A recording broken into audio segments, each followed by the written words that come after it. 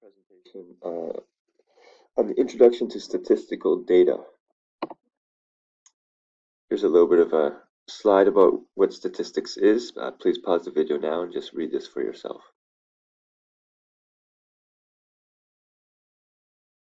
When we're talking about statistics, there are some main things you should know, the key vocabulary, or basically the types of data. In the beginning here it says statistics involves collecting raw data. So statistics is all about getting data. Then organizing the data into visual representations, and then analyzing means looking at the data and making sense of it. So statistics is all about data. So the key vocabulary for the unit is also about data.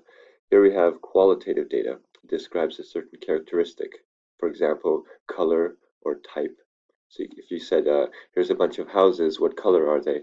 That would be collecting qualitative data. Quantitative data comes from the word quantity, and that data is data which has a numerical value. That means that data can be described using numbers. There are two types of quantitative data. One is discrete data, which can be counted. For example, the number of goals scored. Or it can only take on certain values, such as shoe size. You know, shoes only sizes like 8, 8.5, 9, 9.5, 10, that kind of thing. Those sizes cannot be other numbers, so those are discrete data. Continuous data is data that can be measured. For example, weight and height. When you measure the weight and the height of something, you can measure it to any degree of accuracy that you want. You can measure to 2 decimal places, to 3 decimal places, and so on to infinity. So continuous data is that kind of data. Here's a summary of data then. We have qualitative data, which is descriptive, such as eye color, hair color, favorite show, and so on. There's quantitative data, which is data that can be expressed as numbers, and that includes shoe size and weight and so on. And then quantitative data has two types, discrete and continuous. And discrete can be counted, such as shoe size, number of people, and continuous can be measured, such as weight, height, temperature, and so on. So make sure you know those 4 types of data. All right, again, here's some examples. Now we're taking quantitative data and looking at discrete and continuous examples. So discrete data, once again, it's countable data, and continuous can be measured. So here's an example of discrete. Number of pages in a book. That's only limited numbers and it can be counted. Example for continuous, the length of a string, because you can measure that. Discrete, shoe size. Temperature, continuous. You can measure it to any degree of accuracy. Number of people in a race, discrete. And time taken to run a race, continuous, because time can be measured, again, to any degree of accuracy. Here are several examples of data. You take a moment to decide which each of them is, discrete or continuous. So pause the video now.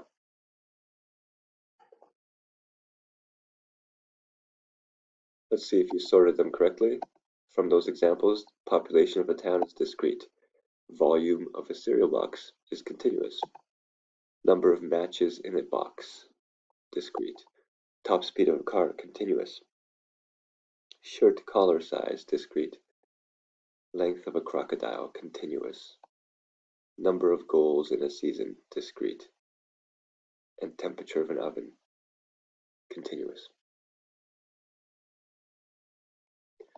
There are lots for you to categorize. In this question, you're looking at, first of all, is it qualitative or quantitative? And then if it's quantitative, is it discrete or continuous? So I'll do the first one here, number of red cars passing through an intersection.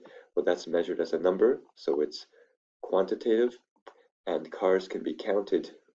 They can't take on any value because we can't have 1.5 cars. We can only have 1, 2, 3, and so on. So it's discrete. Quantitative, but discrete. All right, try the next one. That was quantitative and continuous because time can be measured. Try the next one.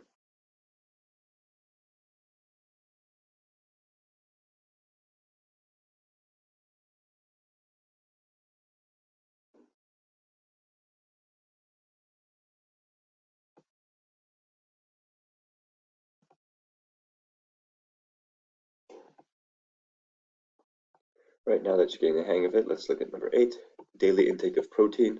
Well, you can measure that, so it's quantitative and continuous. The number of milkshakes sold in the cafeteria, well, that's a countable number, so it's quantitative but discrete. And then flavors of milkshake, well, flavors are not numerical, so it is qualitative. One last one for this video, and we have state whether these are discrete or continuous. So we have the number of sweets in a packet. That is discrete because you can count it. The heights of students in grade 8, you can measure that, so it's continuous. Dress sizes of girls in a pipe band, discrete. And now you can finish off the rest.